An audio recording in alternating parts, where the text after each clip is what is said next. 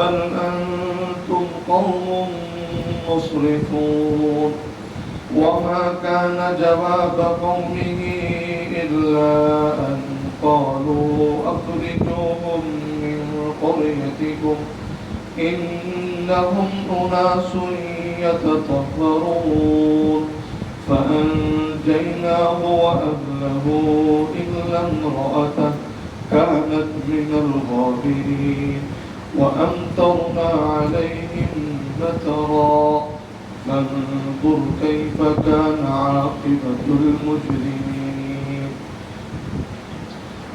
سورہ اعراف 84 آیت. ٹھیک ہے 84 آیت ہے.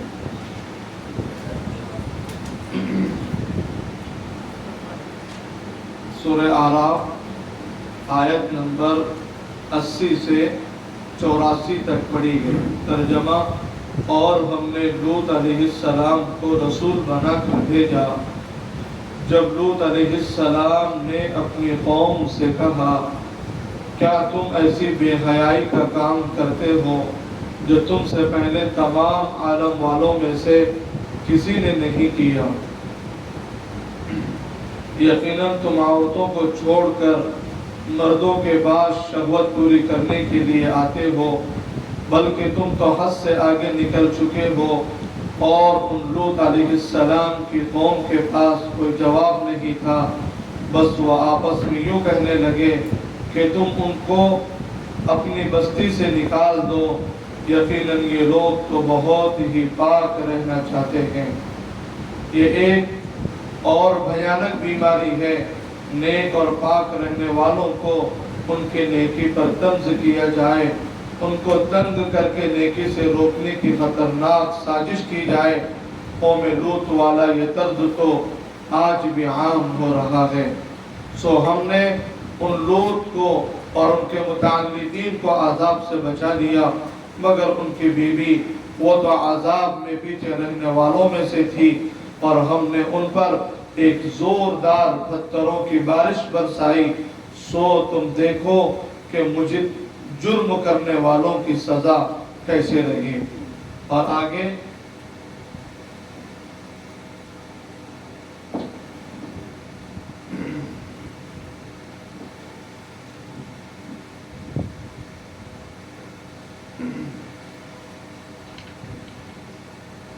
وقال في مقام آخر قالوا يا لوط إنا رسل ربك لن يصلوا إليك فأسر بأهلك بقطع من الليل ولا يلتفت منكم أحد إلا امرأتك إنه مصيبها ما أصابهم إن موعدهم الصبح أليس الصبح بقريب فلما جاء أمرنا جعلنا عاليها سافلها وأمطرنا عليها حجارة من سجيل منضود مسومة عند ربك وما هي من الظالمين ببعيد. یہ سورہ ہود کی آیتیں ہیں جہاں پر حضرت لوط علیہ السلام کی بیوی کا دوسری طرف تذکرہ آیا ہے. حضرت لوط علیہ السلام کی بیوی کا تذکرہ قرآن کریم میں 8 جگہوں پر آیا ہے. سورہ ہود کی ہے, آپ اس کو ترجمہ سنیں. ان آنے والے یعنی فرشتوں نے کہا اے لوط یقیناً ہم تو تمہارے رب کے بھیجے ہوئے فرشتے ہیں, وہ تم تک ہرگز نہیں پہنچ سکتے, لہذا تو اپنے اہل یہاں اہل سے تمام ایمان والے مراد ہیں. اہل کو لے کر رات کے کسی حصے میں بستی سے نکل جا اور تم میں سے کوئی بھی پیچھے مڑ کر نہ دیکھے مگر تمہاری بیوی ان قوم کے لوگوں پر جو عذاب آنے والا ہے. یقیناً وہ عذاب اس پر بھی آ کر ہی رہے گا. یقیناً ان کے عذاب اترنے کے لیے صبح کا وقت مقرر ہے. کیا صبح بالکل نزدیک نہیں ہے؟ پھر جب ہمارے عذاب کا حکم آ گیا تو ہم نے اس زمین کو پلٹ کر اس کے اوپر والے حصے کو نیچے والا حصہ کر دیا اور ہم نے اس بستی پر پکی ہوئی مٹی کے پتھر مسلسل برسائے.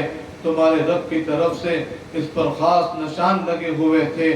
عذاب والے پتھر دوسرے عام پتھروں سے بالکل الگ تھے اور اس پر ہر مجرم کا نام لکھا ہوا تھا. جس پتھر پر جس کا نام تھا وہ اس کو آ کر لگتا تھا، اور وہ بستیاں مکہ کے ظالموں سے کچھ دور بھی نہیں ہیں۔ جب یہ عذاب اترا اور قوم کی نافرمانی بڑھتی چلے گئی تو نبی مجبور ہو گئے۔ پھر اس کا تذکرہ آگے سورہ شعراء میں ہے، اس کو بھی کہنے والوں میں بیان کیا ہے۔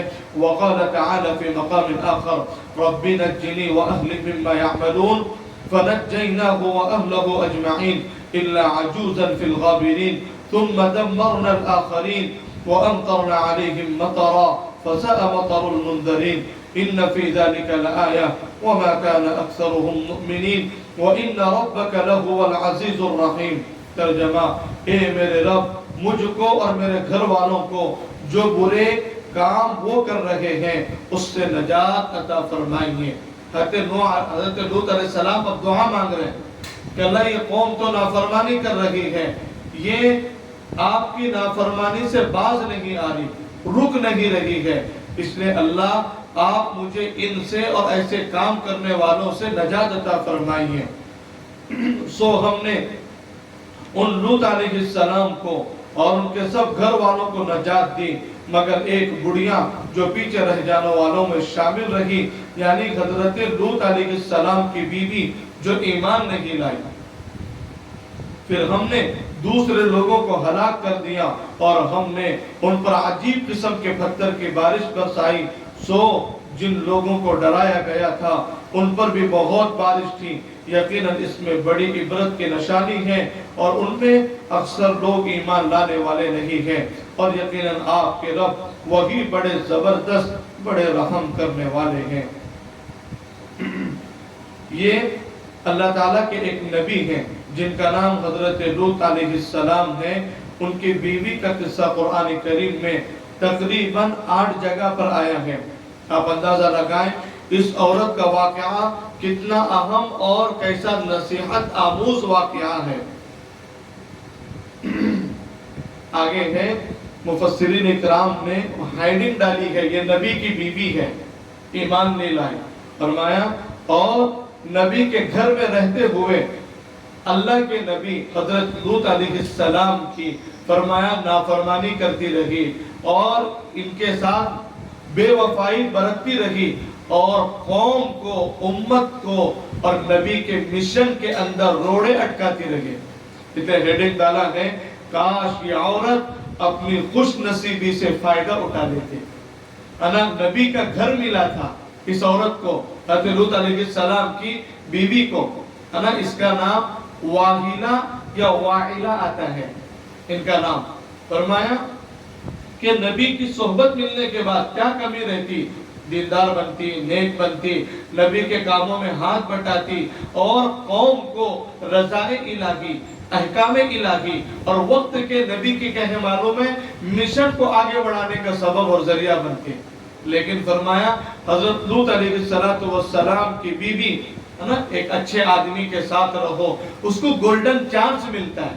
یہ نمازی ہے، تہجد گزار ہے، تقوی والا ہے اور صاحب شریعت ہے، احکام اتر رہے ہیں۔ میں ایسے نبی کی بیوی بن کر کیسے دین کا کام نہیں کر سکتی، ہے نا؟ آج ہمارے یہاں فرمایا اگر مولانا کا ہی لڑکا ہو، کسی دیندار کا ہی بچہ ہو تو فرمایا ہم تمام کے تمام مل کر یہ بات کہتے ہیں، ارے آپ تو ماشاءاللہ تربیت یافتہ گھرانے سے آپ کا تعلق ہے، آپ کے اندر یہ چیزیں کہاں سے آ گئی، ہے نا؟ کہتے ہیں کہ نبی کی بیوی ہے لیکن اپنی ہڑ درمی تھی۔ اللہ ہماری حفاظت فرمائے۔ اگر کوئی ہماری اصلاح کرے، اگر کوئی ہمیں سمجھائے، صحیح بات کو سمجھنے کی اپنے اندر عادت ڈالے، چاہے وہ اپنے مزاج کے خلاف کیوں نہ نظر آ رہی ہو، ہے نا؟ مزاج کے خلاف ہے، دل نہیں چاہتا، لیکن پھر بھی فرمایا کہ ہم اپنے مزاج کو پیچھے رکھیں لیکن صحیح بات کو ایکسپٹ کریں۔ گولڈن چانس تھا اور جنت بھی نبی کے ساتھ رہ سکتی تھی، لیکن اس عورت نے اتنا اچھا موقع اپنے ہاتھ سے کھو دیا۔ نبی کے گھر میں رہتے ہوئے وہ اللہ اور اس کے نبی پر ایمان نہیں لائی، چنانچہ دنیا میں بھی اس کو عذاب ہوا اور آخرت بھی جہنم میں جائے گی۔ کاش کہ یہ عورت اس خوش نصیبی سے فائدہ اٹھا لیتے۔ حضرت لوط علیہ السلام کی بیوی کا نام، ایک روایت میں اس عورت کا نام واحلہ آیا ہے، بعض تفسیروں میں واحلہ آیا ہے۔ اور حضرت لوط علیہ السلام حضرت ابراہیم علیہ السلام کے بھتیجے ہوتے ہیں۔ حضرت ابراہیم علیہ السلام کو تو ہم سب جانتے ہیں۔ حضرت ابراہیم علیہ السلام ایک بھائی تھے جن کا نام حاران تھا۔ حضرت لوط علیہ السلام حاران کے بیٹے ہوتے ہیں، عراق کے بابل شہر میں رہتے تھے۔ حضرت ابراہیم علیہ السلام نے جب لوگوں کو دین کی دعوت دی اور عراق والے ایمان نہیں لائے تو آپ علیہ السلام نے ہجرت کی۔ ہجرت کے وقت حضرت ابراہیم علیہ السلام کے ساتھ ان کی بیوی حضرت سارہ تھی اور ان کے بھتیجے حضرت لوط علیہ السلام تھے۔ یہ تینوں ہجرت کر کے فلسطین چلے گئے اور فلسطین اور اس کے اطراف میں لوگوں کو دین کی دعوت دی اور دین کا کام کرنا شروع کیا۔ کچھ وقت گزرنے کے بعد حضرت ابراہیم علیہ السلام نے اپنے بھتیجے لوط علیہ السلام کو فرمایا تم اردن کے علاقے میں چلے جاؤ، وہاں ایک قوم ہے جو اللہ کی نافرمانی کرتی ہے، کھلم کھلا بے حیائی بے شرمی کا کام کرتی ہے، وہاں جا کر لوگوں کو ایمان کی دعوت دو، اللہ کا دین سمجھاؤ، حیا اور شرم سمجھاؤ اور ان کو گناہوں سے بچانے کی محنت کرو۔ حضرت لوط علیہ السلام سدوم شہر میں، حضرت لوط علیہ السلام اردن گئے، جارڈن ہے نا، جارڈن یہ اردن شہر ہے۔ جارڈن وہ حضرت لوط علیہ السلام کی محنت کا جگہ ہے۔ آج بھی آپ جارڈن جائیں گے، وہاں پر سدوم شہر میں دیکھیں گے حضرت لوط علیہ السلام وہاں محنت کے لیے گئے اور محنت کا کام شروع کیا، دین کا کام۔ ایک بری عادت اس قوم میں یہ تھی کہ یہ قوم بجائے اپنی قوم کی پاکیزہ عفت اور پاک دامنی والی خواتین سے نکاح کرنے کی بجائے یہ بغیر نکاح کے ہم جنس سے اپنی ضرورتوں کو پورا کرتے ہیں۔ یہ بہت برا عمل ہے، ہاں اللہ کی پکڑ، اللہ اسے بچائے۔ آج کل یہ یورپ کی تہذیب میں عام ہوتا جا رہا ہے۔ فرمایا حضرت لوط علیہ السلام دعوت دیتے اس بے حیائی کو چھوڑو، اللہ نے تمہارے لیے میری بیٹیاں یعنی نبی کی بیٹیاں، فرمایا کہ امتی نبی کی بیٹی کے مانند ہوتی ہے، یہ پاک ہے، عفت ہے، پاک دامن ہے، آپ ان سے نکاح کرو۔ تو ایک وبا ان میں یہ پھیل گئی، ہم جنس سے یہ اپنی ضرورتوں کو پورا کرنے لگے۔ تو حضرت لوط علیہ السلام نے ان کو سمجھایا اور سدوم والوں کے بعض بری عادتوں کا قرآن کریم نے ذکر کیا ہے۔ سدوم شہر کے لوگ بڑے خطرناک گناہوں میں پڑے ہوئے تھے، ایک اللہ پر ایمان نہیں رکھتے تھے اور ان میں بے حیائی بے شرمی یہ بہت خطرناک چیز تھی۔ خود اللہ تعالیٰ نے قرآن میں فرمایا اذ قال لقومه انکم لتأتون الفاحشة ما سبقکم بها من احد من العالمین، اور جب لوط علیہ السلام نے اپنی قوم سے کہا حقیقت میں تم ایسی بے حیائی کا کام کرتے ہو جو تم سے پہلے تمام دنیا والوں میں سے کسی نے یہ کام نہیں کیا۔ ایسا ہم جنس سے ضرورت کو پورا کرنے کا عمل اس وقت تک کسی نے نہیں کیا تھا، یہ عادت بری ان میں پڑ گئی۔ اب نبی محنت کر کے روک رہے ہیں۔ حضرت لوط علیہ السلام نے جا کر ان کو ایمان کی دعوت دی، ایک اللہ کی عبادت کی دعوت دی، شرم و حیا عفت و پاک دامنی والی زندگی گزارنے کی دعوت دی۔ وہاں کے لوگ راستوں پر بیٹھے رہتے اور وہاں سے گزرنے والوں کو ستاتے تھے، لوٹ لیتے تھے، کنکر اور پتھر مارتے تھے۔ حضرت لوط علیہ السلام نے سمجھایا تم راستوں پر گزرنے والوں کو کیوں پریشان کرتے ہو، کیوں لوٹتے ہو، جو راستے سے گزرے ان کی مدد کرو، ان کا راستہ ان کو راستہ بتاؤ، جو پریشان ہو ان کی مدد کرو، خدمت کرو۔ حضرت لوط علیہ السلام ان کو سمجھایا، سمجھاتے سمجھاتے کئی سال گزر گئے۔ بعض بیوی بچے دشمن ہوتے ہیں، آدمی نیک ہوتا ہے تو گھر کے اندر بعض لوگ خلاف کہنے والوں میں ٹیم بنا لیتے ہیں۔ ایک بات یاد رکھیں، بہت دیندار گھرانوں میں یہ دیکھنے میں آتا ہے، باپ بیچار شوہر گھر میں نمازی ہیں، تہجد گزار ہیں، دیندار ہیں اور دین کے اندر محنت کرنے والے ہیں۔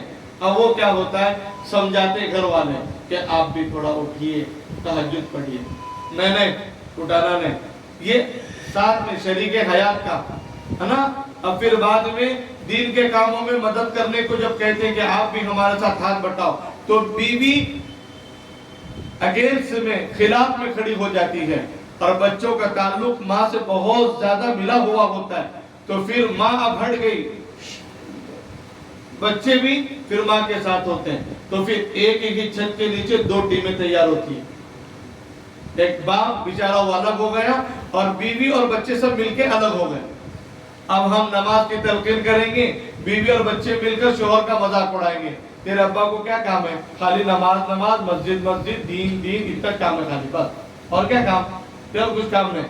اب دیکھ رہے ہیں یہ اللہ کے دین کا مذاق اڑا، اب یہ سمجھا رہے ہیں۔ اب نبی تڑپ رہا ہے، حضرت لوط علیہ السلام کی بھی نبی کے اگینسٹ میں آئی، اللہ کے بندے سمجھی نہیں نبی کی طلب کو، نبی کی تڑپ کو، اور ان کے مشن کو، ان کے طرز عمل کو سمجھا نہیں، اور نبی کے خلاف فرمایا کھڑی ہوئی۔ اس لیے باز آنا چاہیے ایسی صفتوں سے اور ایسے اعمال سے کہ شکر مانو کہ اللہ گھر میں دین کی سمجھ اور سوچ رکھنے والوں کو کیا کہ معلوم ہے پیدا کیا، ورنہ ایسے لوگ ڈھونڈنے سے نہیں ملتے، محنت کرنے سے نہیں ملتے۔ لیکن فرمایا کہ حضرت مولانا عمر صاحب پالنپوری رحمت اللہ علیہ کہا کرتے تھے، دونوں میاں بیوی مل کر یہ ضروری ہے، اور خصوصاً گھر کے مرد احباب کو اور ذمہ دار کو تلقین کرتے، اپنے گھر میں دین کا کام کرتے رہو، اپنے گھر والوں کو دیندار بنانے کی محنت کرو، ہے نا؟ وقت سے پہلے اٹھاؤ، تہجد والے بنے، دعا والے بنے، قرآن والے بنے، ذکر والے بنے، اور اپنے آپ کو گناہوں سے بچانے والے بنے، عفت والے بنے، پاک دامنی کی پاک دامن والے بنے۔ یہ محنت کرنے سے آتا ہے نا؟ یہ محنت کرو، اور میں اگر اگینسٹ میں کھڑے ہوں گے، کرنا تو نہیں، طلب کرنے والا، فکر کرنے والا کر کے چلے جائے گا، عذاب جب آئے گا اللہ تبارک و تعالی زبردست پکڑ کرے۔ وہ لوگ جو دین میں روڑے اٹکاتے تھے، وہ لوگ جو دین کا مذاق اڑاتے تھے، کہ حضرت لوط علیہ السلام کی بیوی بھی نبی کے اگینسٹ میں آئی۔ اس لیے اللہ تبارک و تعالی قرآن کریم میں ارشاد فرماتے ہیں، یا ایھا الذین آمنوا ان من ازواجکم و اولادکم عدوا لکم فاحذروہم۔ ترجمہ، اے ایمان والو، تمہاری بیویاں اور تمہاری اولاد میں سے کچھ تمہارے دشمن ہیں، سو تم ان کی شریعت کے خلاف بات ماننے سے بچتے رہو۔ اللہ ہمارے تمام مسلمان بھائیوں اور بہنوں کو اس آیت میں بیان فرمائی گئی اولاد و ازواج کی دشمنی سے ہمیشہ حفاظت میں رکھیں۔ جو عورت خود گناہ کے کاموں پر چلے، جو عورت خود اپنے شوہر کو دین کے کام نہ کرنے دے، جو عورت خود اپنے شوہر کو نیکی کے راستے سے ہٹائے، جو عورت اپنے شوہر سے شریعت کے خلاف کام کرنے کے لیے اصرار کرے، جو عورت شوہر کی دینداری میں رکاوٹ بنے، وہ عورت حقیقت میں دشمن ہے۔ وہ تمہاری بیوی نہیں ہے، وہ تمہاری کیا ہے؟ دشمن ہے، تمہارے درمیان میں روڑے اٹکا رکھی ہے۔ لیکن فرمایا ہم بیوی کو شوہر کے دینی کاموں میں رکاوٹ نہیں بننا چاہیے، اس لیے آپ کبھی بھی اپنے شوہر اور اپنی اولاد کے لیے اچھے کاموں میں رکاوٹ مت بننا۔ فرمایا شوہر نماز پڑھنا چاہے، دیندار بننا چاہے، شریعت پر عمل کرنا چاہے، صدقہ خیرات کرنا چاہے، اللہ کے راستے میں فرمایا وقت لگانا چاہے، مدرسے میں جانا چاہے، تو ہمیشہ شوہر کا اور اولاد کا ساتھ دیتے رہنا چاہیے۔ ایک تفصیل بیان کی، میں نیک بننا چاہ رہا ہوں، ہے نا، اور میں دیندار بننا چاہ رہا ہوں، ہے نا۔ بعض بچے بھی دیندار بنتے ہیں، نمازی بننا شروع کیے، ماں باپ کی طرف سے، گھر میں بہنوں اور ماں کی طرف سے رکاوٹ کا ذریعہ بنتا ہے نا۔ کئی مثالیں ہیں، مسجد میں آئے، مولانا کا بیان سنیے، گھر میں شیئر کیے کہ میں اللہ کے راستے میں جانا چاہتا ہوں، ارے یہ کیا ہے، رک جاؤ، بیٹھو یہیں پر، میں اعتکاف میں بیٹھنا چاہتا ہوں، گھر میں رکانے کا ذریعہ بن گئے۔ سیٹنگ ترتیب بناؤ، سیٹنگ کرو کہ اگر کوئی ارادے مشورہ دیں کہ میں دیندار بننا چاہ رہا ہوں، ہم سب مل کر اس کا تعاون کریں، ہم سب مل کر کیا کریں، اس کا تعاون کریں۔ آگے قرآن کریم کی آیت بھی آئے گی کہ فرمایا کہ ہم تعاون نیکی کے کاموں میں کریں، تعاونوا علی البر والتقوی، کہ نیکی کے کاموں میں معاون اور مددگار بنو، وَلَا تَعَاوَنُوا عَلَى الْإِثْمِ وَالْعُدْوَانِ کہ برائی کے کاموں میں مددگار مت بنو، برائی کے کاموں میں مددگار مت بنو۔ آگے فرمایا بہرحال سدوم کے لوگوں نے حضرت لوط علیہ السلام پر ظلم کرنا، ستانا شروع کیا۔ اللہ کے نبی ان کو اچھی باتیں سکھاتے، وہ اللہ کے نبی کی مخالفت کرتے اور اللہ کے نبی کو پریشان کرتے۔ اللہ تعالیٰ نے حضرت لوط علیہ السلام کے گھر میں 2 بیٹیاں عطا فرمائی تھی۔ ایک بیٹی کا نام ریتا تھا اور دوسری بیٹی کا نام زرعہ تھا۔ ریتا اور زرعہ قوم کا حضرت لوط علیہ السلام پر زبردستی ایک قانون فرمایا یہ جاری کیا تھا کہ کسی کو اپنے گھر میں مہمان نہ رکھیں۔ حضرت لوط علیہ السلام کو بٹھایا اور قوم کے لوگوں نے زبردستی نبی سے کہا تمہارے گھر میں کبھی بھی باہر سے کوئی شخص آیا اس کو تم ٹھہرائیں گے نہیں۔ یہ نبی کو ڈیری، نبی کو روکنے لگایا، بل پاس ہو گیا یہ زبردستی۔ اب نبی تو نبی ہے۔ آگے فرمایا جب کوئی مہمان آتا حضرت لوط علیہ السلام اس کو گھر میں چھپا کر رکھتے، لیکن ان کی بیوی بڑی ظالمہ تھی، دشمن تھی، وہ قوم کے شریر لوگوں کو خبر کر دیتی۔ اس کے 2 طریقے تھے حضرت لوط علیہ السلام کی بیوی کے۔ حضرت لوط علیہ السلام کی بیوی قوم کے شریر اور فساد مچانے والے لوگوں کا ساتھ دیتی۔ اس میں ایک طریقہ یہ تھا جب مہمان آتا گھر میں تو حضرت لوط علیہ السلام اکرام فرماتے، اعزاز کرتے اور ان کو ٹھہراتے۔ قوم کے لوگ ان کو لوٹ لیتے، ان کو لوٹنا اور ان کو ستانا، اور یہاں تک کہ فرمایا کہ اگر معصوم بچے رہتے ان کے ساتھ فرمایا اپنی ضرورتوں کو پورا فرماتے۔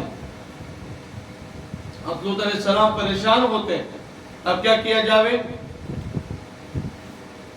لوط علیہ السلام کی بیوی کے 2 کیا کہ معلوم ہے رات، دن میں اگر مہمان آتے یا رات میں مہمان آتے تو انہوں نے شریر لوگوں کے ساتھ یہ مشورہ کیا تھا کہ میں رات میں جب مہمان آوے نبی کے گھر پہ تو میں آگ جلاؤں گی، جہاں بھی آدمی بستی کا رہے گا اس کو نظر آئے گی آگ، وہ فوراً کیسے معلوم ہے آ جاتا، فوراً گھر میں آتے اور مہمانوں کو لے کر چلے جاتے لوط علیہ السلام کے گھر میں سے۔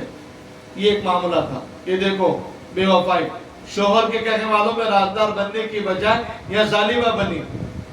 رات میں سب لوگ جمع ہوتے شریف کہ بس آگ جلی، رات میں سمجھ جاؤ نبی کے گھر پہ مہمان آیا۔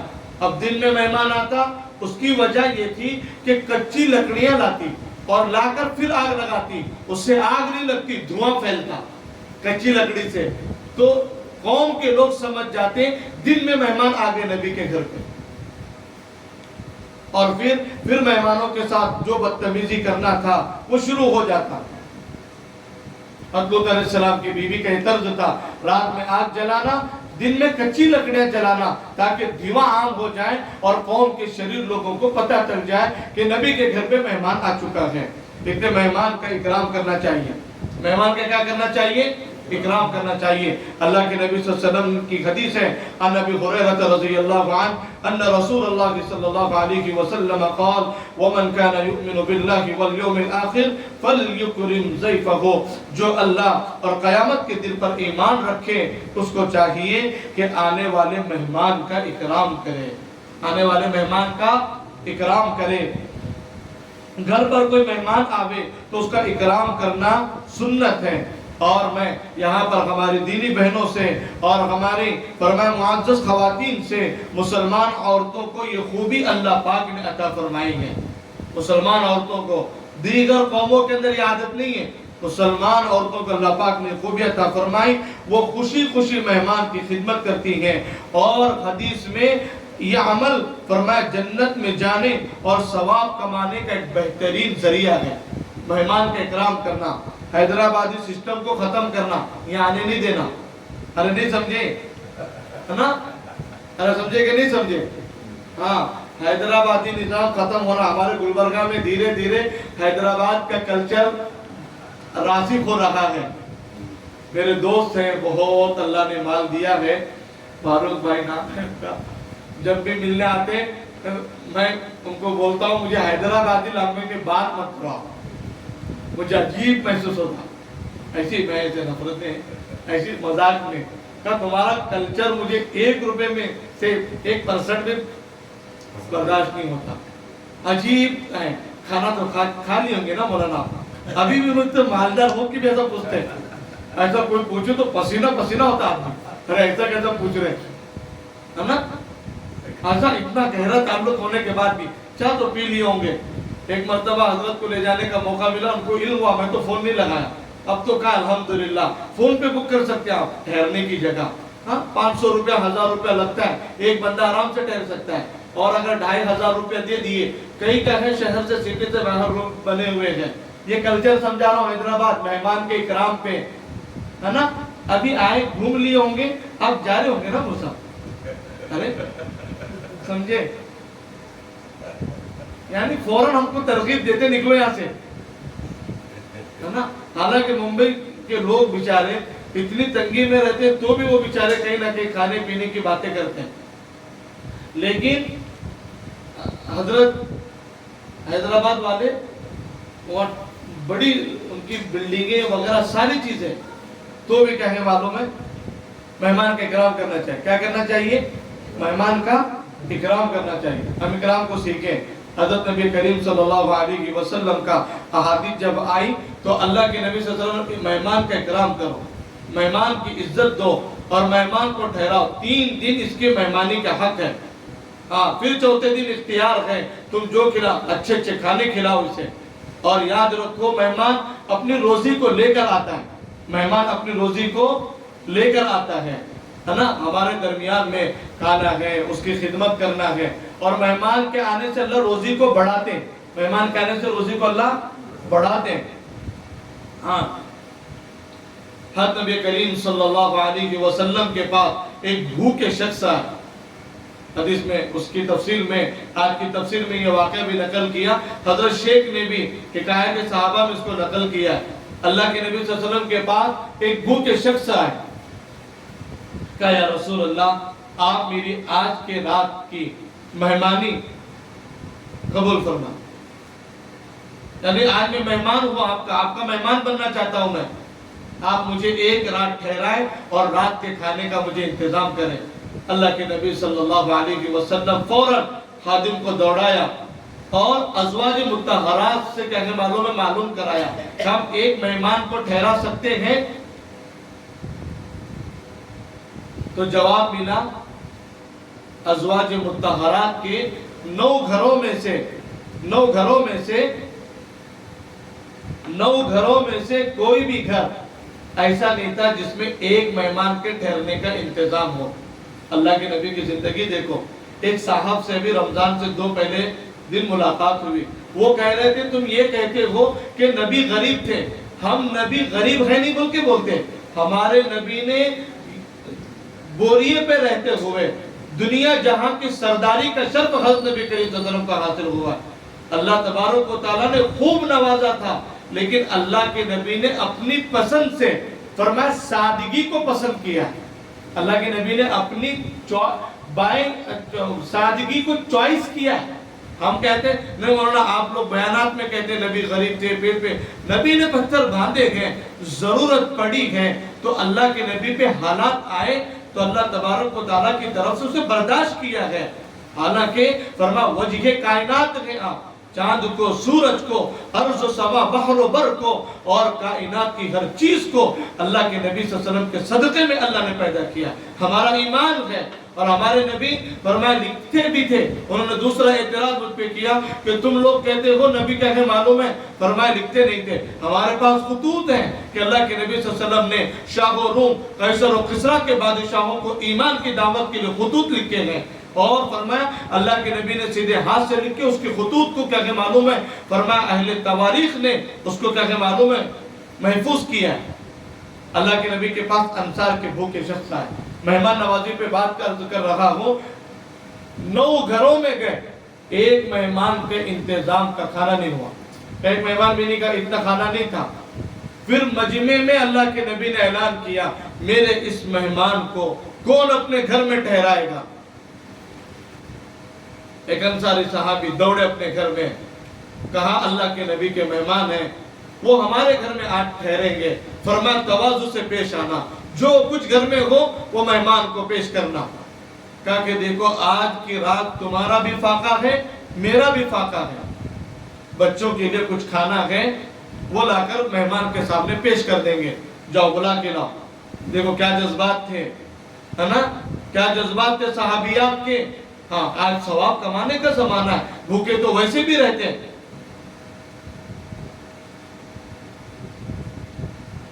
بلا کر لائے، بچوں کو کہے معلوم ہے بہلا فسلا کے فرمایا سلا دیے۔ اب مہمان دسترخوان پہ بیٹھے، دونوں میاں بیوی چراغ وہ زمانے میں درست کرنے کے بہانے سے چراغ کو بجھا دیے، پھر ساتھ میں بیٹھے۔ مہمان کو ایسا لگا کہ دونوں بھی کھا رہے ہیں، دونوں صرف منہ چباتے رہے چلاتے رہے تاکہ نظر آئے ہم کھا رہے ہیں۔ سارا کھانا مہمان کھا لیا۔ صبح کی نماز کے وقت آئی تو مہمان کو لے کر وہ انصاری صحابی اللہ کے نبی صلی اللہ علیہ وسلم کے پاس گئے۔ اللہ کے نبی کے پاس جب پہنچے ہیں تو فرمایا اللہ تبارک و تعالی، اللہ کے نبی صلی اللہ علیہ وسلم نے وہ صحابی کو بلایا اور بلا کر کہا کہ رات میں تم نے کون سا عمل کیا ہے، اللہ کو بہت پسند آیا اور اللہ تبارک و تعالیٰ نے تمہارے اس عمل پر تمہارے لیے قرآن میں آیت کو اتارا ہے، وَيُؤْثِرُونَ عَلَىٰ أَنفُسِهِمْ وَلَوْ كَانَ بِهِمْ خَصَاصَةٌ وَمَن يُوقَ شُحَّ نَفْسِهِ فَأُولَٰئِكَ هُمُ الْمُفْلِحُونَ۔ ترجمہ، اور وہ انصار ان مہاجرین کو اپنی ذات پر ترجیح دیتے ہیں چاہے وہ خود کتنے ہی فاقے یعنی تنگی میں ہو، اور جو شخص بھی اپنی طبیعت کی بخیلی یعنی لالچ سے بچا لیا گیا سو وہی لوگ کامیاب ہونے والے ہیں۔ ایسے صحابہ کے جذبات تھے، یہ جذبات تھے صحابہ کے۔ مہمان کو ٹھہرایا، کسی شاعر نے کیا خوب کہا ہے، وہ کیا لوگ تھے، ابھی بچے انتظار کر رہے تھے نا تو تڑپ تڑپ کے کہے معلوم ہے سو گئے۔ تو ماں کا ایک طرز دوسری کتابوں میں لکھا ہے کہ بھگونے میں پانی ڈال کر فرمایا چولہے پر رکھ دیا اور نیچے انگار لگائی۔ بچے کہہ رہے ہیں امی جی کھانا چاہیے کھانا چاہیے کھانا چاہیے، تو کہا بیٹا کھانا بن رہا ہے۔ اسی انتظار میں بچے سو گئے۔ تو کسی شاعر کو یہ قصہ ملا، اس نے شعر کہا ہے، وہ کیا لوگ تھے اپنے بچوں کو دلاسا دے کر سلانے والے، وہ کیا لوگ تھے اپنے بچوں کو دلاسا دے کر سلانے والے، عجیب لوگ تھے ہانڈی میں پتھر ابالنے والے۔ خود تو نہیں کھایا لیکن اپنے بھائی کی فکر کی، جب بھی یہ آیت پڑھی جائے گی ان کے عمل کو یاد کیا جائے گا۔ پیٹ پر پتھر باندھ کر مہمان کا اکرام کیا ہے۔ اللہ مجھے بھی آپ کو بھی نصیب فرمائے۔ مہمان اپنے روزے کو لے کر آتا ہے، مہمان اللہ کی رحمت کو لے کر آتا ہے، کشادہ دل سے استقبال کرنا چاہیے۔ اللہ ہمارے خورشید اکرم صاحب کو بھی جزائے خیر دے۔ بڑے بڑے علماء آتے ہیں، رات دن تیار ہوتے ہیں علماء کی خدمت کے لیے، اور مکان میں بھی اللہ جزائے خیر عطا فرمائے۔ اصل یہ تمام کا تمام گھر والوں کے تعاون سے ہوتا ہے۔ ہم تو بلاتے ہیں، جنہ بلاتے ہیں، ہم تو کیا 100 جنہ کو بلا کے بولتا ہوں، بلا کے لاتے ہیں۔ تیار ہمیشہ گھر میں ہونا چاہیے۔ ارے یہ کیا اٹھائے تم، آج نہیں کل نہیں رات نہیں دن نہیں، اٹھاتے اور ختم، ہے نا، نہیں سمجھے؟ ہاں بڑا یہ جذبہ ہونا چاہیے۔ یہ کس کو اٹھا کے لاتے ہیں، میرے سے نہیں ہوتا یہ سب بنانا کرنا، ہے نا۔ پھر بعد میں اس میں قیمہ بناؤ، قیمہ میتھی بناؤ، پھر انڈا بناؤ، پھر اس میں کیا ہے معلوم ہے روٹی بناؤ، کتنی چیزیں 5-6 آئٹم بناؤ۔ ہاں خوب اکرام کرو مہمان کا، اللہ جزائے خیر دے۔ اسی لیے یہ عادت فرمایا ہونا چاہیے۔ اللہ والوں کو کھلاؤ۔ کوئی گھر میں آئے، تمہارے گھر میں کوئی آ رہے ہیں، تیرا کھانا نہ کھائے مگر متقی یعنی نیک لوگوں کی آمد بہت بڑی بڑی آفات کے ختم ہونے کا سبب اور ذریعہ بنتی ہے۔ اللہ والوں کو بلاؤ گھروں میں، دیندار لوگوں کو بلاؤ، اور جب اللہ والے آئیں اپنے گھر کے لیے دروازے کشادہ رکھو۔ اور علماء کرام نے اس بات کی ترغیب دی ہے اپنے گھر کی خواتین سے کام لو جب مہمان آئے۔ ٹھیک ہے، نوکر وغیرہ تو آتے ہیں، خالمہ وغیرہ آ کر کام کر جاتی ہے۔ اس میں فرمایا 2 چیزیں ہیں، گھر والوں کی جو محبت ہوتی ہے کھانا بنانے میں، فرمایا اس کے اثرات کھانے پر پڑتے ہیں۔ گھر والے جب کھانا بناتے ہیں تو ایمان والے ہیں، یہ نمازی ہیں، تہجد پڑھنے والے ہیں، قرآن کریم کی تلاوت کرنے والے ہیں، پڑھنے پڑھانے والے لوگ ہیں، جب یہ کھانا بناتے ہیں اللہ اس کے اثرات کھانے پر مرتب کرتے ہیں۔ میں بارہا کہتا ہوں کہ جب بھی کھانا بناؤ اپنے گھر کے مرد احباب کے لیے، فرمایا اللہ کا ذکر کرتے کرتے بناؤ، فرمایا نبی پہ درود پڑھتے پڑھتے بناؤ۔ حضرت مولانا عمر صاحب پالنپوری رحمت اللہ علیہ نے ماں بہو اور بیٹی کتاب لکھی ہے، اس میں لکھا ہے جو گھر کی مستورات، گھر کے خواتین اللہ کا ذکر کرتے کرتے، فرمایا نبی پہ درود پڑھتے پڑھتے کھانا بناتی ہیں، کھانے والوں میں اللہ کی محبت، حضرت نبی کریم صلی اللہ علیہ وسلم کی محبت کہنے والوں میں آتی ہے، اللہ کا عشق نصیب ہوتا ہے کھانے والوں میں، کیونکہ گھر کی مستورات باوضو اللہ کے ذکر کے ساتھ کھانا بنا رہی ہے۔ کتنا بڑا کام ہے، اس لیے نارمل بسم اللہ کے ذریعے شروع کرو، ہر کام سے پہلے بسم اللہ ہے نا، پھر دیکھو انشاءاللہ دھیرے دھیرے کاموں کے اندر اچھے کوکن بنتے ہیں، بنتے کہ نہیں بنتے۔ اور ہم مرد احباب کے لیے بھی ضروری ہے جب وہ بیچارے کھانا بنائے ہم بھی زبان سے تعریف کرنا۔ کب افطاری کے موقع پر کیا معلوم ہے ایک دو تین ڈش ہمارے گھر سے آئے روزہ داروں کے لیے، تو میں شام میں گیا، بہت خوشی کا، میرا ہمیشہ معمول ہے، بہت خوشی کا اظہار کیا، میرے آنکھوں میں سے آنسو آ گئے، 7 لوگ اتفاق سے میرے ساتھ کھانا کا افطار کرنے بیٹھ گئے، اور اللہ جزائے خیر دے، انتظام کر کے گھر میں لائے تھے، بڑھیا ہو کیا کہ معلوم ہے بہت اچھی چیزیں بنائے تھے، تو کھائے، طبیعت خوش ہو گئی، کیونکہ سارے لوگوں کی انگلیاں کٹنا باقی تھی بس، تو بس ان کے بھی آنکھوں میں آنسو آ گئے، سب لوگوں نے پسند کیا، ہے نا، تعریف کرو، ہے نا، ہاتھ کو بوسہ دو۔ بعض لوگ اچھا کھانا بنانے کے بعد بھی ہاں بن گیا تھا چپ بیٹھو، اب پوچھنا نہیں کیا بھی فیڈ بیک دینا نہیں، ہے نا۔ کبھی کبھی جماعتیں آتی ہیں تو گھر سے پوچھتے ہیں گھر میں الحمدللہ کہ جماعت آئی، جب بھی آئی رات میں دن میں اللہ جزائے خیر دے فوراً اٹھ کر بناتے ہیں۔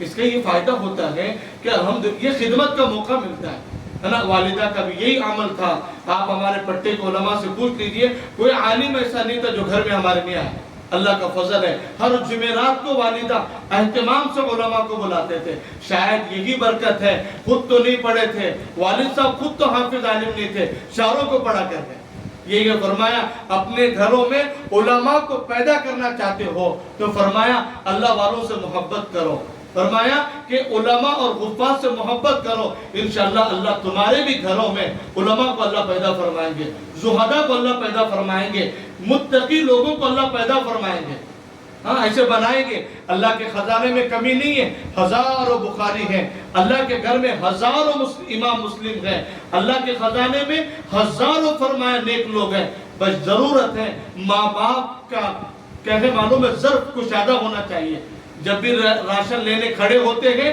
برتن بڑا ہونا چاہیے، تہجد میں جب اٹھو مانگو، اللہ تیرے خزانے میں امام بخاری ایک نہیں ہے، آج بھی تیرے خزانے میں ہزاروں بخاری ہیں، شرط ہے ویسی ماں ہو جو امام بخاری کی تربیت کرنے والی ہو، ویسی ماں ہو جو عبدالقادر جیلانی رحمت اللہ علیہ کی جیسی تربیت کرنے والی ہو، ماں ہو بایزید بستامی جیسی تربیت کرنے والی ہو، پھر دیکھو اللہ کیسے نوازتے ہیں۔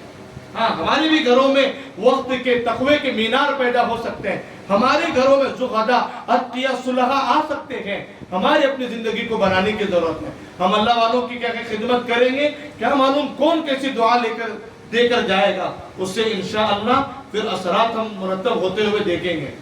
تو خیر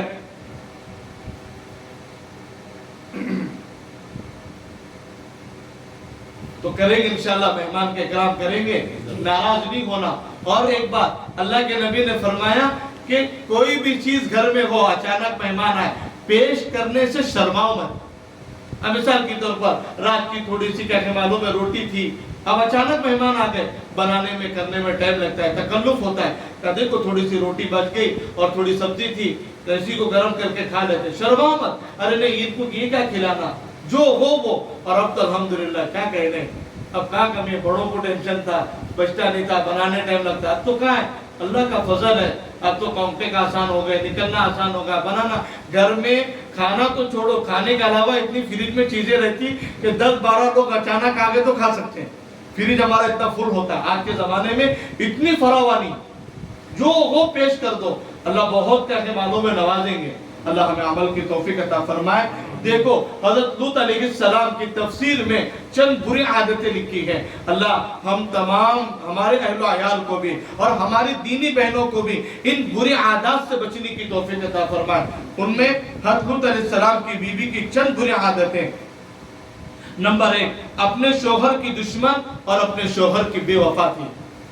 اپنے شوہر کی دشمن اور اپنے شوہر سے بے وفائی کرنے والی تھی. نمبر 2, اپنے شوہر اللہ کے نبی حضرت لوط علیہ السلام پر ایمان نہیں لائے.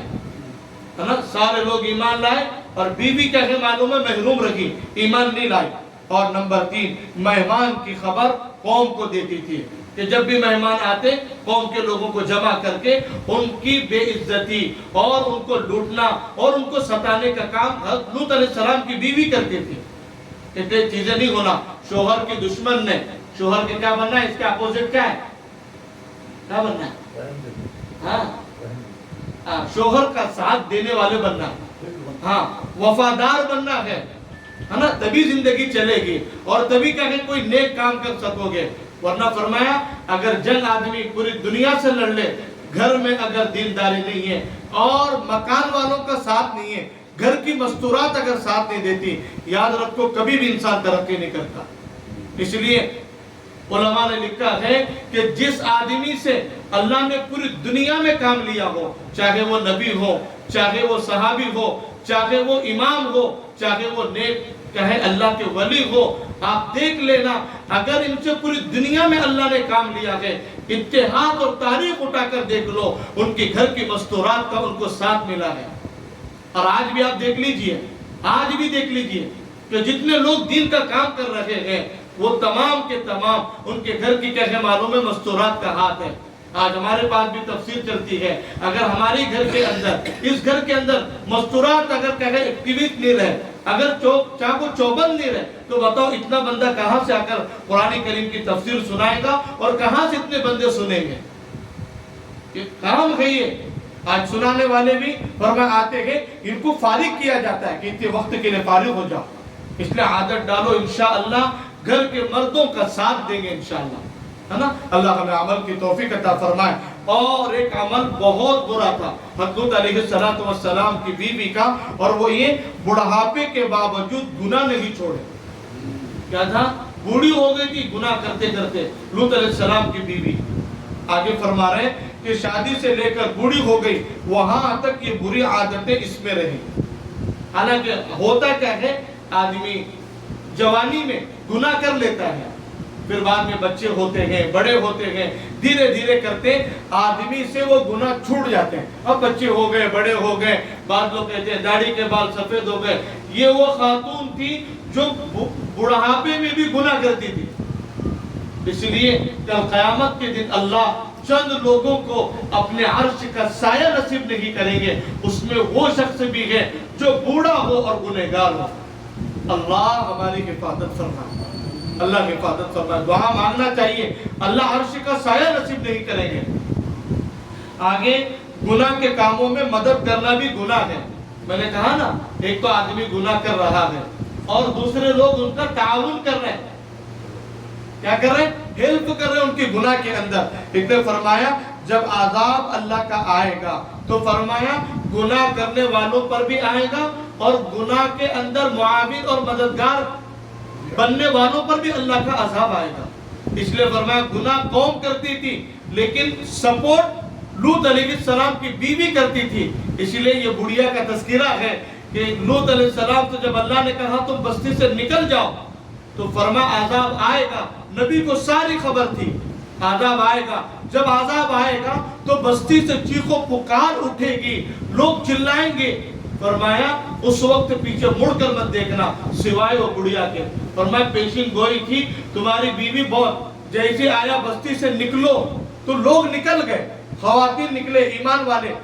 تو فرمایا لوط علیہ السلام کی بیوی سب سے آگے تھی ٹوکرا لے کے, کہا عذاب آنے والا ہے. میں تو ڈرتے ڈرتے چلے, پوٹلا اٹھا کے, بیگ اٹھا کے, سامان اٹھا کے, سب سے آگے, ایمان والوں سے آگے. لیکن جب عذاب آیا, ایمان والے تھے, پکے تھے, نبی نے خبر دی تھی پیچھے مڑ کر دیکھنا نہیں ہے. بس نبی نے کہا ہے پکے ایمان والے مڑ کر نہیں دیکھے. یہ بڑھیا لوط علیہ السلام کی بیوی آگے آگے تھی. نجات پانے والوں میں بننے کے لیے پیشکش تھی. جیسے عذاب آیا آہو بکا شروع ہوا, فوراً پیچھے مڑ کر دیکھی, اللہ نے عذاب میں فوراً پکڑ لیا. اس نے فرمایا وَجَعَلْنَا عَلِيَهَا سَافِلَهَا وَأَمْطَرْنَا عَلَيْهَا حِجَارَةً مِّن سِجِّيلٍ مَّنضُودٍ مُّسَوَّمَةً عِندَ رَبِّكَ وَمَا هِيَ مِنَ الظَّالِمِينَ بِبَعِيدٍ. زمین کو, بستی کو نیچے سے اٹھائے اور اٹھا کر فرمایا نیچے کا حصہ اوپر کر دیے. اللہ کے نبی جب بھی ان بستیوں پہ سے گزرے ہیں صحابہ سے کہا تیزی سے چلو. آج بھی جارڈن ایسا جگہ ہے جہاں پر گھاس نہیں اگتا. ہاں, سدوم شہر ایسا ہے جہاں پر گھاس نہیں اگتا. آج بھی اس مٹی کے اندر تاثیر نہیں ہے گھاس اگانے کی. آج بھی عذاب کے اثرات اس میں مرتب ہے, نظر آتے جانے والوں پہ. اس قرآن کہتا ہے قُلْ سِيرُوا فِي الْأَرْضِ فَانْظُرُوا كَيْفَ كَانَ عَاقِبَةُ الْمُكَذِّبِينَ. دیکھو آج اگر تم باز نہیں آؤ گے, بے نمازی پن کو نہیں چھوڑو گے, نمازی نہیں بنو گے, ہے نا, اسی طرح جھوٹ تھا, غیبت تھا, اس کو نہیں چھوٹو گے, اپنے خاندان کی دشمنیوں کو ختم نہیں کرو گے, اور فرمایا ہمدردی مساوات اپنی زندگی میں نہیں لاؤ گے, تو یاد رکھو اللہ غیبت کرنے والوں پر, چغلی کرنے والوں پر, مہمانوں کو لوٹنے والوں پر جو عذاب نازل کیا ہے, جاؤ زمین میں چلو پھرو اور اللہ کا عذاب جن لوگوں پر نازل ہوا ان کی بستیوں کو دیکھو, اللہ نے ان ظالموں کے ساتھ کیسا انجام کیا ہے. ہاں, اس لیے میرے عزیز و فرمایا ہمیں اپنی یہ بری عادتیں اپنی زندگی میں سے ختم کرنا چاہیے. اس لیے فرمایا نیکی کے اندر معاون اور مددگار بنو. کس کے اندر بنو؟ نیکی کے اندر. ہاں, میں ذریعہ بنو. ایک اللہ کے نبی نے دعا فرمائی کہ اللہ مجھے خیر کی چابی بنا اور اللہ مجھے شر کا تالا بنا. میرے ذریعے سے خیر وجود میں آئے, ہے نا, میرے سے کوئی کہنے والوں میں جوائنٹ ہو گیا, میرے سے کوئی جڑ گیا, ہاں وہ بے نمازی تھا نمازی بن جائے, وہ بے تسبیح والا نہیں تھا تسبیح والا بن جائے, وہ تلاوت والا نہیں تھا تلاوت والی بن جائے. ہاں, باجی سے کوئی باجی جڑ گئی, فرمایا تلاوت والی نہیں تھی تلاوت والی بن گئی, ذکر والی نہیں تھی ذکر والی بن گئی, قرآن والی نہیں تھی قرآن والی بن گئی, مصلی والی بن گئی, اللہ سے ڈرنے والی بن گئی. فرمایا یہ باجی سے دوستی کیا ہوئی, اللہ نے ہمارے گھر کو چمکا دیا. ہمارے گھر میں ٹی وی تھی ٹی وی نکل گئی, فرمایا کیبل تھا کیبل نکل گیا, ہے نا, فضول خرچی تھی فضول خرچی ختم ہو گئی. ہاں, دوستی ہمارے ذریعہ بنے خوبی کو آنے کا, نیکی کو آنے کا, اور اللہ ہمیں شر کا تالا بنا کہ ہمارے ذریعے سے برائیاں ختم ہو, برائیاں بند ہو. ہاں, اس لیے بڑے خوش نصیب ہیں وہ لوگ جو فرمایا خیر کا ذریعہ بنتے ہیں. اور آگے فرمایا ہے کہ حضرت لوط علیہ السلام کی قوم نے کیا کہا کہ لوط علیہ السلام کو اور ایمان لانے والوں کو باہر کر دو گاؤں کے, کیونکہ دینداری کی بات کرتے ہیں. کیا کر دو؟ باہر کر دو, قوم سے باہر کر دو ان کو, کیونکہ یہ بار بار دینداری کی باتیں کرتے ہیں.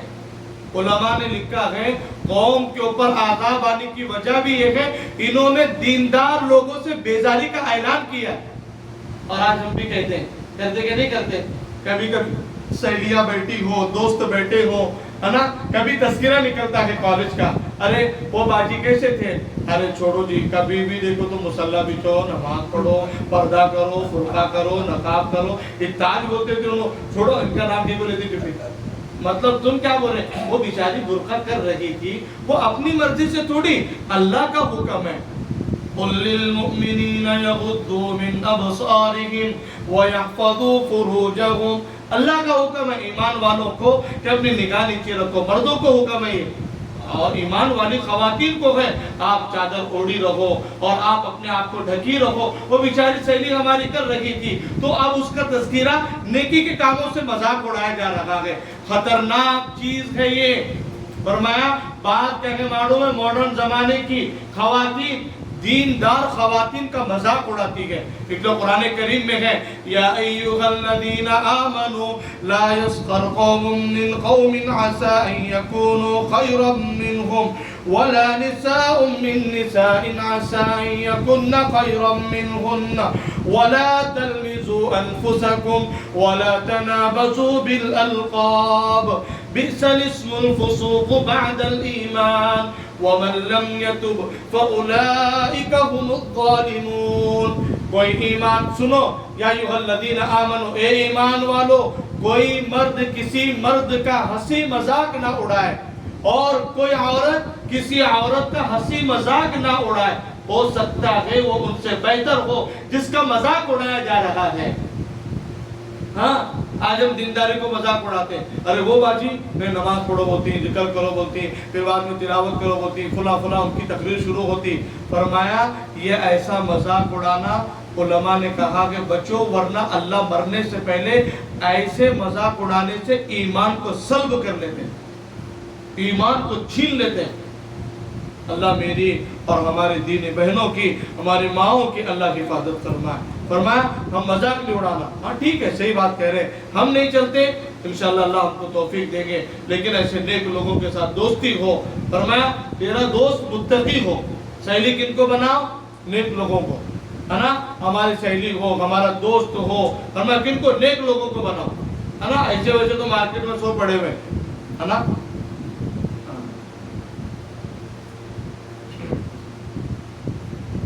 پھر بعد میں فرمایا کہ جب قوم نے نجات کا اعلان کیا، قوم نے مذاق اڑایا، تو اب نبی مانگ رہے. اب نبی کیا مانگ رہے؟ فرمایا قال انی لعملکم من القالین رب نجنی واہلی مما یعلمون. ترجمہ، لوط علیہ السلام نے فرمایا یقیناً میں تمہارے اس برے کام سے سخت نفرت کرتا ہوں، اور میرے رب مجھ کو اور میرے گھر والوں کو جو برے کام وہ کر رہے ہیں اس سے نجات عطا فرما. تو اے لوگوں کان کھول کر سن لو، تم بے شرمی کرتے ہو، بے حیائی کے کام کرتے ہو، لوگوں کو لوٹتے ہو، مجلس میں بیٹھ کر غلط کام کرتے ہو. میرا ایسے کاموں کا اور ایسے کاموں سے میرا کوئی تعلق نہیں. نبی نے بیزاری کا اعلان کیا ہے. بہت اچھی پوائنٹ کی بات ہے. فرمایا اس میں ایک اہم نصیحت یہ ہے، اس میں ایک اہم نصیحت یہ ہے کہ جب بھی برے کام کرتے ہوئے دیکھو تو فوراً کہو کہ یہ کام مت کرو. کیا مت کرو؟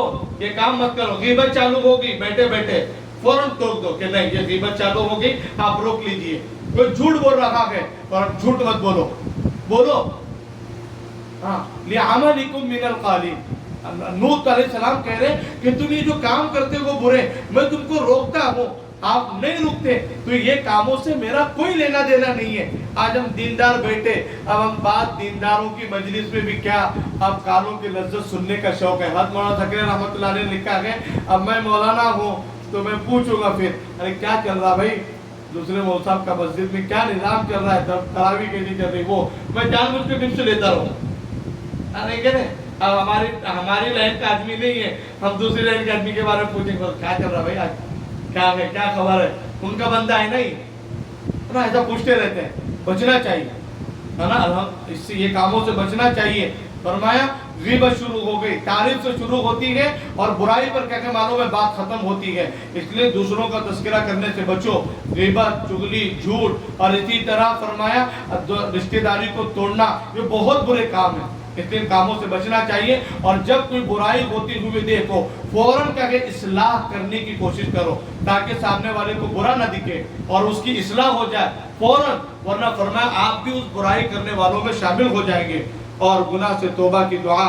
پھر بعد میں حضرت لوط علیہ السلام نے دعا کی رب نجنی واہلی مما یعملون، اے میرے رب مجھ کو اور میرے گھر والوں کو جو برے کام وہ قوم کے لوگ کر رہے ہیں اس سے نجات عطا فرما.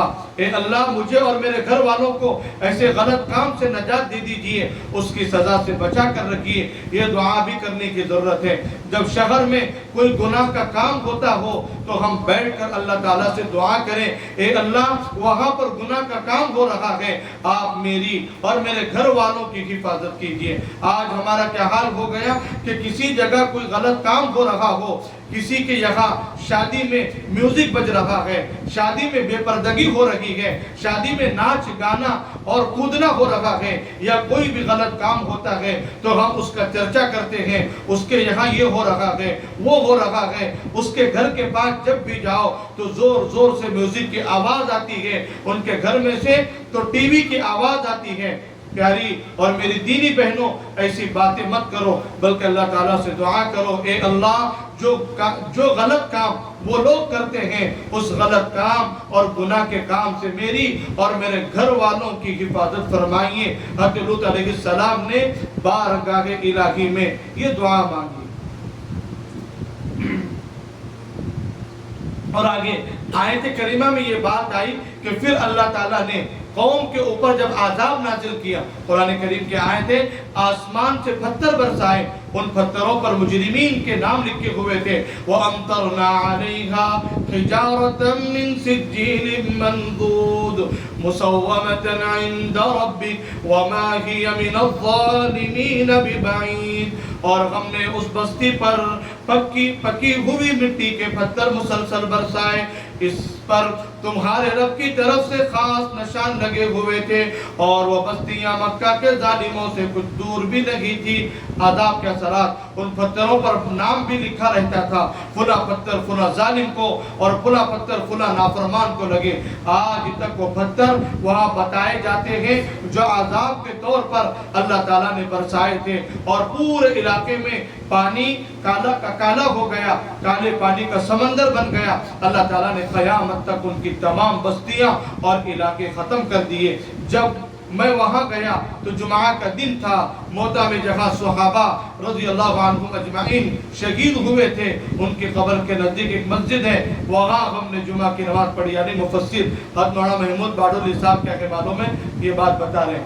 عذاب کی وجہ آج بھی خوف کا ماحول ہے۔ اس عذاب والے علاقے میں جانا ہوا، زور کے ساتھ قسم کھا کر کہتا ہوں میری دینی بہنوں، جب ہماری گاڑی اس علاقے میں داخل ہو رہی تھی، آج بھی عذاب کا اور گھبراہٹ کا ماحول وہاں کھلم کھلا نظر آتا ہے، حالانکہ ہزاروں سال ہو گئے۔ فرمایا فَنَجَّيْنَاهُ وَأَهْلَهُ أَجْمَعِينَ إِلَّا عَجُوزًا فِي الْغَابِرِينَ۔ فرمایا اللہ تعالیٰ نے ایمان والوں کو بچا لیا۔ سو ہم نے لوط علیہ السلام کو اور ان کے سب گھر والوں کو نجات دی، سوائے ایک گڑیا کے جو پیچھے رہ جانے والوں میں شامل رہی، یعنی حضرت لوط علیہ السلام کی بیوی جو ایمان نہیں لائی۔ اللہ تعالیٰ نے حضرت لوط علیہ السلام کو فرمایا، جس کا حاصل یہ ہے اے نبی، جب آدھی رات ہو جائے تو آپ اپنی لڑکیوں کو، اپنی فیملی والوں کو اور ایمان والوں کو لے کر نکل جاؤ، صبح صبح اس قوم پر عذاب آنے والا ہے۔ فرمایا کہ اس طرح حضرت لوط علیہ السلام کی قوم پر عذاب آیا۔ اس لیے ہمیں بھی فرمایا کہ گھر کے اندر جو آج ہمیں سبق ملا، آئندہ بھی اسے پیش کریں گے۔ حدیث میں آتا ہے کہ ہمیں اپنے گھر والوں کے ساتھ، دیندار لوگوں کے ساتھ معاون اور مددگار بننا ہے، اپنی زندگی کو بدلنا ہے۔ قرآن کریم یہی سبق دیتا ہے کہ اپنے گھر کے اندر کوئی برا کام ہو رہا ہے، ہمارے گھر کے اندر کوئی بے نمازی ہے، آج نماز نہیں ہوتی، رمضان کا مہینہ شروع ہوا ہے، مفتی تقی عثمانی صاحب کی کلپ سن رہا تھا میں، اس میں حضرت نے کہا ایک کام سب سے پہلے کرو انشاءاللہ کہ میں اس رمضان میں کوئی بھی ایک گناہ نہیں کروں گی انشاءاللہ، اور ہم مرد احباب نیت کریں کہ ہم ایک گناہ بھی رمضان کے مہینے میں نہیں کریں گے انشاءاللہ، ہم پوری نیت کریں۔ الحمدللہ اشراق چاش اوابین، اور اسی طرح فرمایا تمام نمازوں کا، فرائض کی نمازوں کا، نماز تراویح کا اہتمام کرو، اور سحری کے وقت میں اور افطار کے وقت میں دعاؤں کا خاص طور سے اہتمام کرو۔ اللہ تبارک و تعالیٰ سے دعا ہے اللہ تبارک و تعالیٰ ہمیں اس مبارک ماہ کی قدر کی توفیق عطا فرماوے۔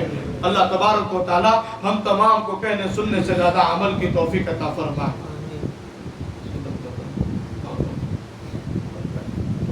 باقی دوسری چیزیں بولیں گے وہ ایڈ نہیں ہوتی نا، پھر وہ بڑا ہو جاتا ہے۔